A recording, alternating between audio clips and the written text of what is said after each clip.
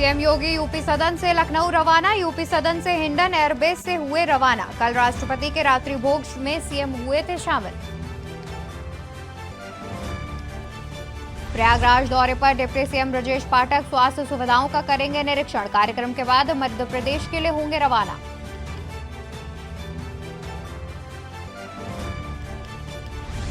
आम आदमी पार्टी करेगी शिक्षकों का सम्मान। शिक्षक समागम एवं सम्मान समारोह कार्यक्रम का आयोजन। सांसद संजय सिंह होंगे कार्यक्रम में मुख्य अतिथि। 22 जनवरी को हो सकती है रामलला की प्राण प्रतिष्ठा। पीएमओ लगाएगा तिथि पर अंतिम मुहर। काशी के विद्वानों ने निकाली 3 शुभ मुहूर्तें। राजधानी में पैर पसार रहा डेंगू। शहर के अलग अलग इलाकों में डेंगू के 9 मरीज मिले। स्वास्थ्य विभाग में मचा हड़कंप।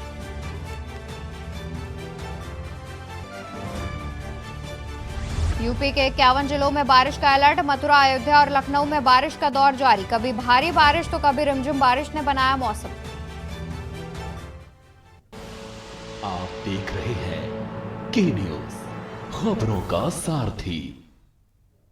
नमस्कार, मैं हूं आपके साथ अवंतिका अवस्थी। बात करते हैं उत्तर प्रदेश खबरों पर, जहां सीएम योगी आदित्यनाथ यूपी सदन से लखनऊ रवाना। बता दें कि यूपी सदन से लखनऊ रवाना। यूपी सदन से हिंडन एयरबेस रवाना हुए सीएम। कल राष्ट्रपति के रात्रि भोज में शामिल हुए थे सीएम योगी आदित्यनाथ।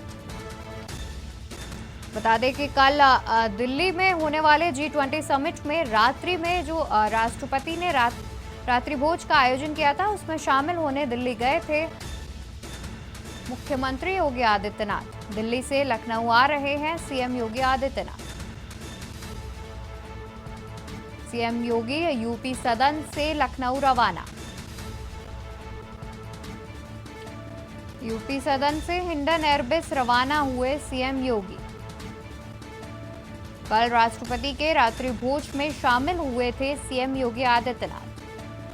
बता दें कि दिल्ली से लखनऊ आ रहे हैं सीएम योगी आदित्यनाथ।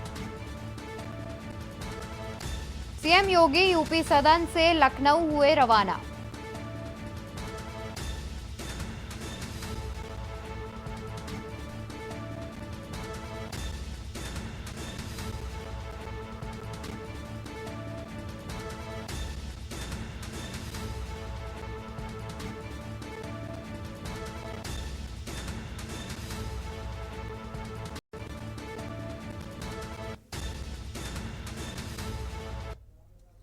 खबर लखनऊ से, जहां आम आदमी पार्टी करेगी शिक्षकों का सम्मान। बता दें कि आम आदमी पार्टी शिक्षकों का सम्मान करेगी। आज शिक्षक समागम और सम्मान समारोह कार्यक्रम का होगा आयोजन। आज शिक्षक समागम और सम्मान समारोह कार्यक्रम का होगा आयोजन। मुख्य अतिथि के तौर पर सहकारिता भवन में कार्यक्रम का आयोजन किया जाएगा। साथ ही मुख्य अतिथि के तौर पर सांसद संजय सिंह रहेंगे मौजूद। खबर लखनऊ से, जहां आम आदमी पार्टी करेगी शिक्षकों का सम्मान। आज शिक्षक समागम एवं सम्मान समारोह कार्यक्रम। सांसद संजय सिंह होंगे कार्यक्रम में मुख्य अतिथि। सहकारिता भवन में किया जाएगा कार्यक्रम का आयोजन। बता दें कि मुख्य अतिथि के तौर पर सांसद संजय सिंह रहेंगे मौजूद।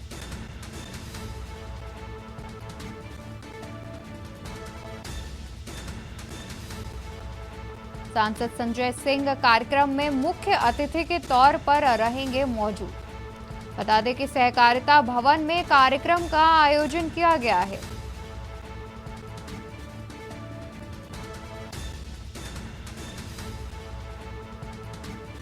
सहकारिता भवन में किया गया है कार्यक्रम का आयोजन।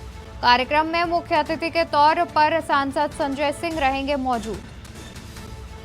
बता दें कि सांसद संजय सिंह मुख्य अतिथि के तौर पर कार्यक्रम में रहेंगे मौजूद। साथ ही सहकारिता भवन में किया गया है कार्यक्रम का आयोजन। आपको बता दें कि आम आदमी पार्टी शिक्षकों के सम्मान का कार्यक्रम कर रही है। बता दें कि शिक्षक समागम और सम्मान समारोह का कार्यक्रम आयोजित होना है आज। इस कार्यक्रम में मुख्य अतिथि के तौर पर सांसद संजय सिंह रहेंगे मौजूद। सांसद संजय सिंह मुख्य अतिथि के तौर पर रहेंगे मौजूद।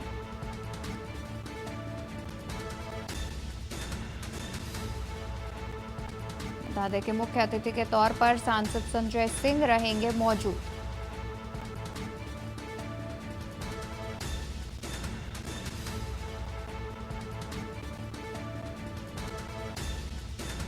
आपको बता दें कि शिक्षक के सम्मान समारोह का कार्यक्रम आयोजित करेगी आम आदमी पार्टी, जिसमें मुख्य तौर पर सांसद संजय सिंह रहेंगे मौजूद। आपको बता दें कि सांसद संजय सिंह मुख्य अतिथि के तौर पर रहेंगे मौजूद। शिक्षक समागम और सम्मान समारोह का कार्यक्रम आयोजित किया जा रहा है।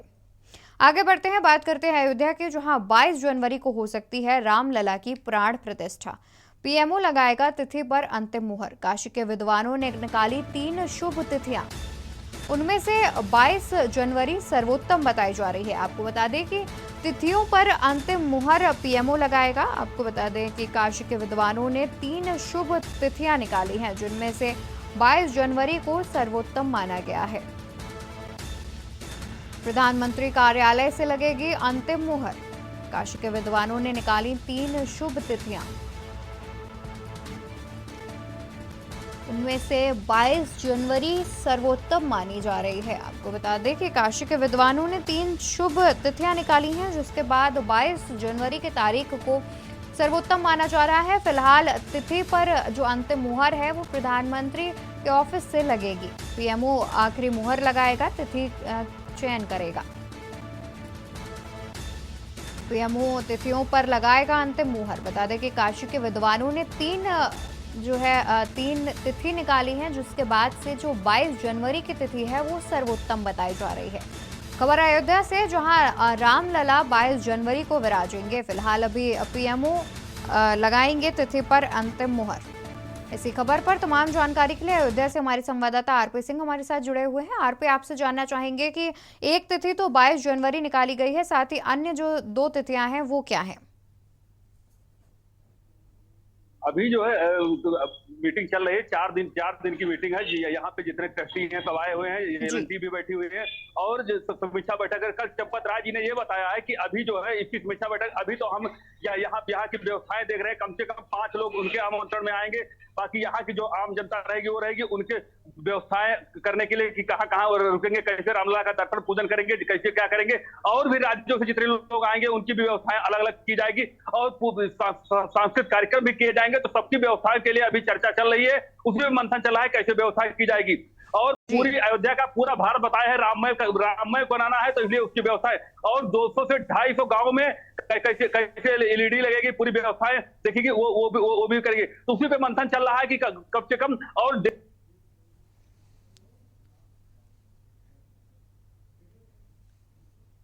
तो बता दें कि 22 जनवरी की जो तिथि है वो रामलला की प्राण प्रतिष्ठा के लिए सर्वोत्तम मानी जा रही है। फिलहाल काशी के विद्वानों ने अन्य तिथियां भी बताई हैं। फिलहाल उनको अभी उजागर नहीं किया गया है, उनको अभी जानकारी में नहीं है। 22 जनवरी जो है सर्वोत्तम मानी जा रही है।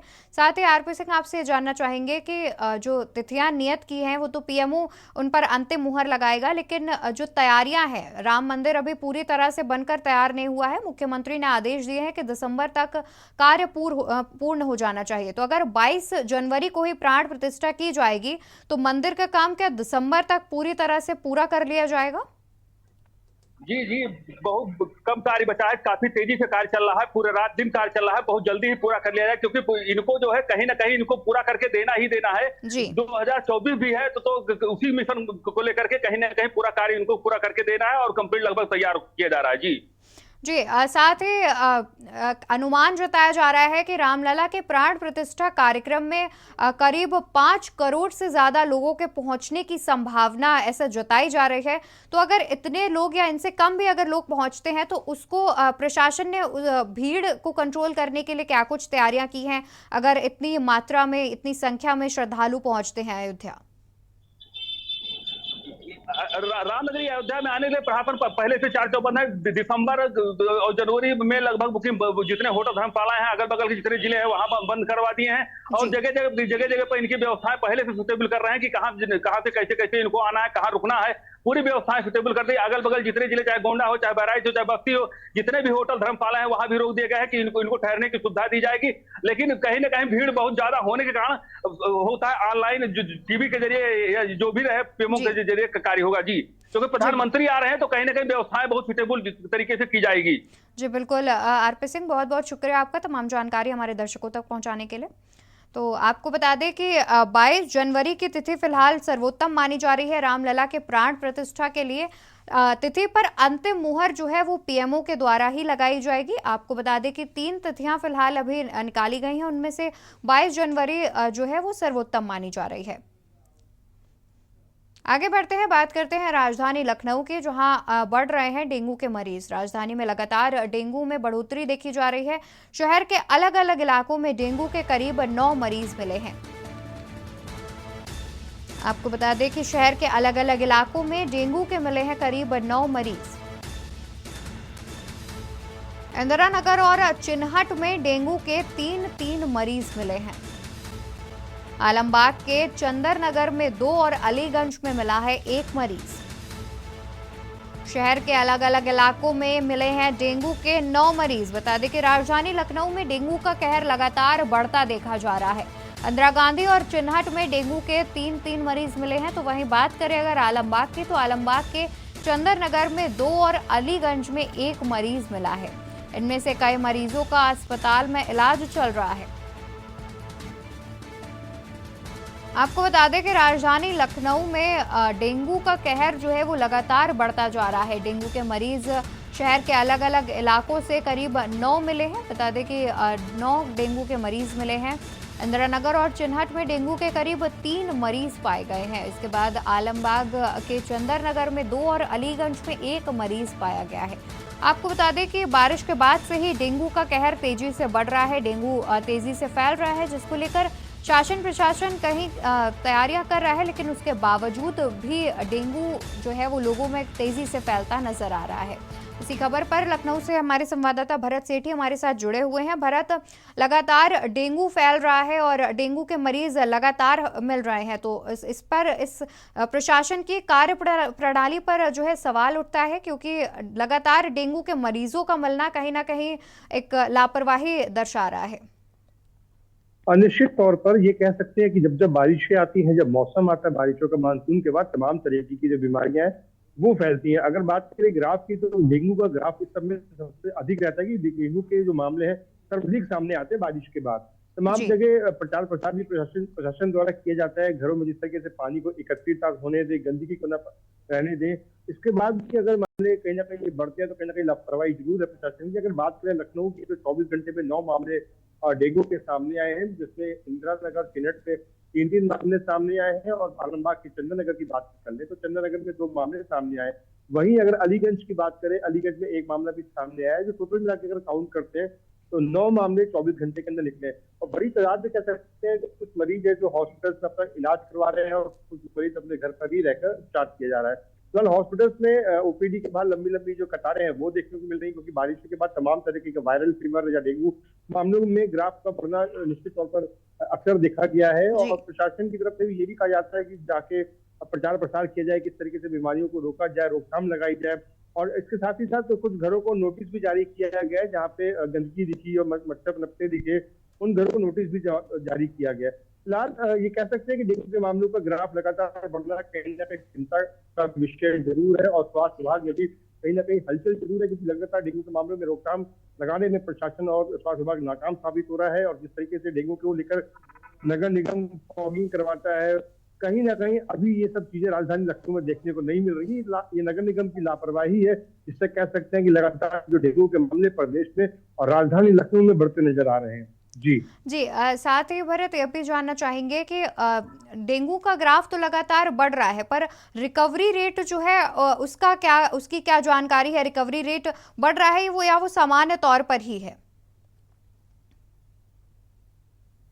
देखिए, ये कह सकते हैं कि जो सुधार की जो रेट है, एवरेज है, सुधार हो रहा है, लेकिन समय जरूर लग रहा है, क्योंकि इस तरह वायरल फीवर भी लगातार चल रहा है। जो टेम्परेचर 102, 103 टेम्परेचर तक पहुंच जाता है। और डेंगू का भी जो बुखार है वो भी, उसका भी टेम्परेचर 102, 103 के आसपास रहता है। तो फिलहाल निश्चित तौर पर पहले जांच होती है, जांच के बाद ये पता चलता है कि ये डेंगू है कि वायरल फीवर है। लेकिन कहीं ना कहीं जो डेंगू और वायरल फीवर और तमाम जो इन्फेक्शन है उनका बढ़ना बारिश के बाद अक्सर देखा गया है। और ये निश्चित तौर पर हॉस्पिटल्स में डॉक्टर्स को बोल दिया गया है कि छुट्टी नहीं दी जाएगी। स्वास्थ्य विभाग से भी आदेश जारी किया गया है कि किसी भी डॉक्टर्स और स्टाफ को छुट्टी नहीं मिलेगी और उपचार लगातार पेशेंट्स को मिलना चाहिए। हॉस्पिटल्स में अगर बात कर ले, तमाम हॉस्पिटल्स राजधानी लखनऊ में सरकारी ऐसे हैं जहां पर एक वार्ड निर्धारित किया गया है, डेंगू का वार्ड बनाया गया है, जहां पर मच्छरदानी लगाई गई है। डेंगू से बचाव के लिए तमाम तरीके के प्रयास किए जा रहे हैं, लेकिन नगर निगम की लापरवाही ऐसी उजागर है कि किसी भी लखनऊ के जोन में आपको फॉगिंग होती नहीं दिख रही है, ना ही कुछ किसी तरीके का छिड़काव हो रहा है, जिससे मामले लगातार के ग्राफ में इजाफा हो रहा है। और अभी डेंगू की बारिशों की शुरुआत है, ये नहीं कह सकते कि डेंगू का ग्राफ नहीं बढ़ेगा। अगर ऐसी लापरवाही रही तो निश्चित तौर पर डेंगू का ग्राफ आगे आने वाले दिनों में बढ़ता हुआ दिखेगा। जी बिल्कुल, शुक्रिया भरत आपका तमाम जानकारी हम तक पहुंचाने के लिए। तो आपको बता दें कि लगातार डेंगू का ग्राफ जो है वो राजधानी लखनऊ में बढ़ता जा रहा है। अभी ही 9 एक्टिव डेंगू के मरीज मिले हैं। आपको बता दें कि राजधानी में डेंगू का कहर काफ़ी तेज़ी से देखने को मिल रहा है। शहर के अलग अलग इलाकों में करीब डेंगू के 9 मरीज मिले हैं। फिलहाल देखना होगा कि जितना भी प्रशासन दावे कर रहा है डेंगू से निपटने के, वो धरातल पर किस तरह से दिख रहे हैं, क्योंकि डेंगू के मरीज लगातार बढ़ती संख्या में मिल रहे हैं। फिलहाल यहाँ रुकेंगे एक छोटे से ब्रेक के लिए। ब्रेक के बाद हाजिर होते हैं अन्य खबरों के साथ। आप देख रहे हैं के न्यूज, खबरों का सारथी। ब्रेक्स वापस आ गए हैं। रुक करते हैं खबरों का, जहां यूपी के 51 जिलों में बारिश का अलर्ट जारी। यूपी में 24 घंटे में 119% ज्यादा बरसा पानी। बता दें कि मथुरा, अयोध्या और लखनऊ में बारिश का दौर लगातार जारी। यूपी में 24 घंटे में 119% ज्यादा बरसा पानी। मथुरा, अयोध्या और लखनऊ में बारिश का दौर जारी। कभी भारी बारिश तो कभी रिमझिम बारिश ने बनाया मौसम। आज 25 जिलों में भारी बारिश का अलर्ट मौसम विभाग ने किया जारी। 26 जिलों में मध्यम बारिश होने के आसार। बारिश के चलते तापमान में आई गिरावट। बता दें कि लगातार बारिश होने के चलते तापमान में भी गिरावट देखने को मिल रही है। साथ ही उत्तर प्रदेश के कई जिलों में भारी बारिश का अलर्ट मौसम विभाग ने जारी किया है। आपको बता दें कि करीब 51 जिलों में जो है भारी बारिश का अलर्ट जारी किया गया है, जिसमें कभी हल्की बारिश तो कभी भारी बारिश होने की संभावना जताई गई है। आपको बता दें कि बारिश की वजह से अलर्ट जारी किया गया है।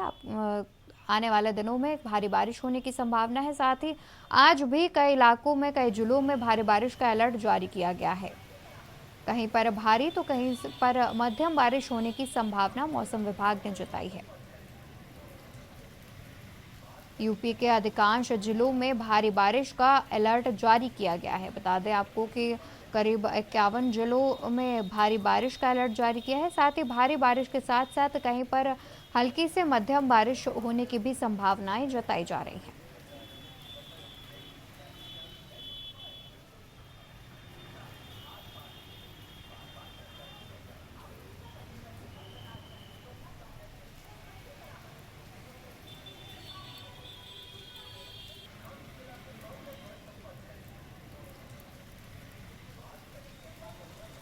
तो बता दें कि यूपी के 51 जिलों में भारी बारिश का अलर्ट मौसम विभाग द्वारा जारी किया गया है, जहां पर भारी बारिश से लेकर हल्की से मध्यम बारिश होने की संभावनाएं हैं। इसी खबर पर तमाम जिलों से हमारे संवाददाता हमारे साथ जुड़े हुए हैं, जिनमें से आरपी सिंह अयोध्या से, विवेक परासरी बरेली से, अभिनय उपाध्याय मथुरा से और राहुल मिश्रा प्रयागराज और अबरार अली सीतापुर से जुड़े हुए हैं। सबसे पहले रुक करते हैं अभिनय उपाध्याय का। अभिनय, जानना चाहेंगे कि फिलहाल मथुरा में जो मौसम है उसकी क्या स्थिति है? क्या बारिश हो चुकी है या फिर मौसम में बदलाव देखा जा रहा है? जी बिल्कुल, मैं आपको बता दूं, अगर मथुरा नगर कान्हा की नगरी की बात करें तो जन्माष्टमी के दूसरे दिन से ही सुबह से ही बरसात लगातार जारी है और अभी भी 24 घंटे से ज्यादा हो चुके हैं, मगर बरसात थमने का नाम नहीं ले रही है। कम जरूर हो जाती है, रिमझिम बारिश और कभी तेज जो है बारिश का आने 24 घंटे से ज्यादा होने पर भी अभी बंद नहीं है।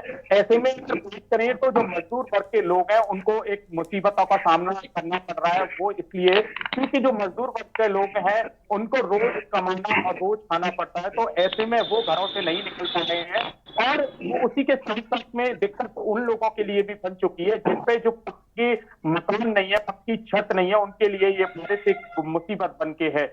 और ऐसे में जो है कई लोगों को जो मजदूर वर्ग के लोग हैं और तमाम जो जिनके पास पक्की छत नहीं है उनको दिक्कतों का सामना करना पड़ रहा है। 24 घंटों से अधिक हो गया है, बारिश को अभी तक बंद होने का नाम नहीं ले रही है। पानी ही पानी दिखाई दे रहा है, क्योंकि अभी कुछ दिन पहले ही बरसात जब हुई थी तो पूरे अगर मथुरा की बात करें तो जगह जगह तल तलैया बन चुका था, मगर अभी कुछ ही 24 घंटे की बारिश ने फिर से मथुरा को पानी ही पानी कर दिया है। अगर जगह जगह अगर बात करें, जैसे नया बस स्टैंड है, भूतेश्वर चौराहा है, यहाँ पर अगर बात की जाए तो पानी का जल भरण रहता ही है। और अचानक आई बारिश ने पूरे मथुरा को जलमग्न कर दिया, लोगों को काफी दिक्कतों का सामना करना पड़ रहा है। जी बिल्कुल, रुक करते हैं। सीतापुर से हमारे संवाददाता अबरार अली हमारे साथ जुड़े हुए हैं। अबरार, आपसे जानना चाहेंगे कि फिलहाल सीतापुर में मौसम की क्या स्थिति है और क्या किसानों के चेहरे इस बारिश से खिले हुए हैं?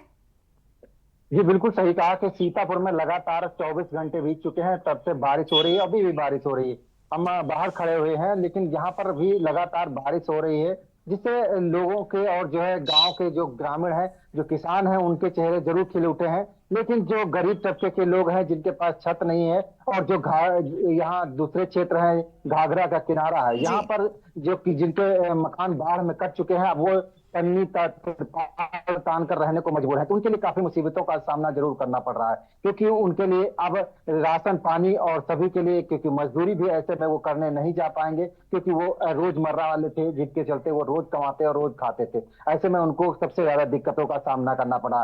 लेकिन किसानों की अगर बात की जाए तो धान की फसल है और अन्य फसलों के लिए काफी फायदा हुआ है। और वहीं पर तेज हवाओं के साथ जो बारिश हुई है उसमें थोड़ा सा जो गन्ना किसान है उनका नुकसान हो गया है, क्योंकि उनका गन्ने की फसल पूरी तरीके से गिर चुकी है। तो उनका कहना है कि जो गन्ना नीचे गिर जाता है वो काफी हल्का हो जाता है, इससे उनका काफी नुकसान भी हुआ। जो तेज हवाएं चलती हैं तो कहीं ना कहीं जो मौसम ने करवट ली है और लगातार बारिश से ऐसे में सबका जीवन अस्त व्यस्त कर दिया है। और सुबह से बिल्कुल अबरार, बारिश की वजह से जाहिर सी बात है सबका जीवन अस्त व्यस्त हो जाता है। रुक कर लेते हैं, बरेली से हमारे संवाददाता विवेक परासरी हमारे साथ जुड़े हुए हैं।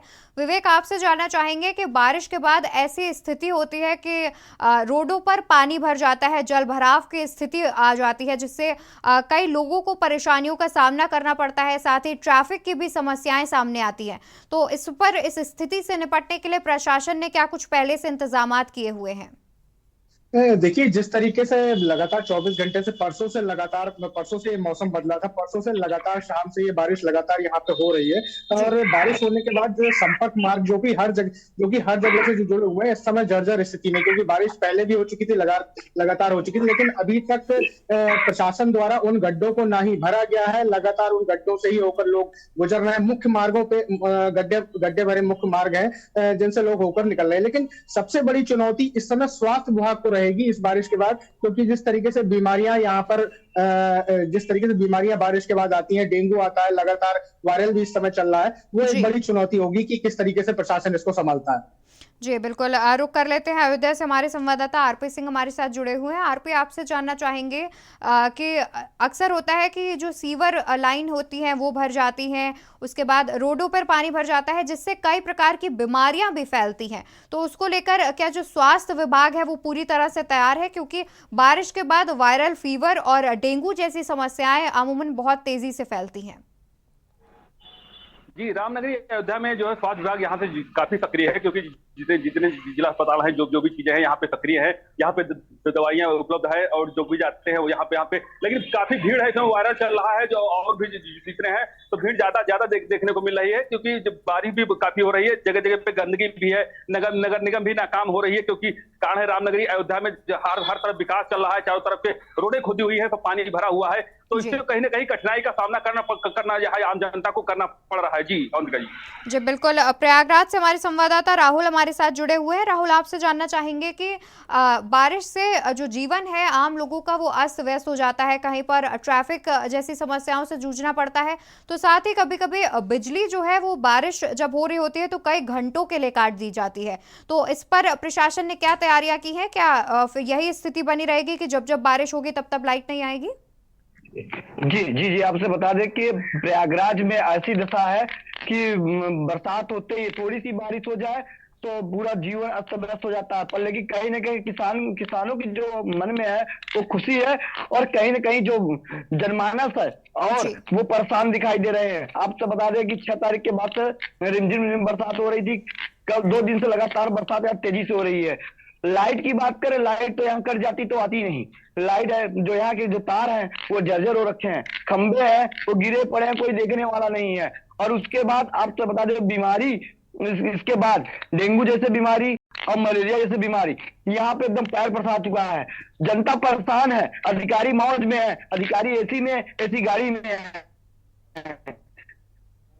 जी बिल्कुल राहुल, बता दें कि बारिश से जो है गर्मी से तो राहत मिलती है लोगों को, पर उससे आम जीवन पूरी तरह से अस्त व्यस्त हो जाता है। शुक्रिया आप सभी का तमाम जानकारी हम तक पहुंचाने के लिए। तो आपको बता दें कि बारिश होने की वजह से गर्मी से तो राहत मिल जाती है लोगों को, लेकिन उसके बाद की जो अन्य परेशानियां हैं उससे लोगों को जूझना पड़ता है।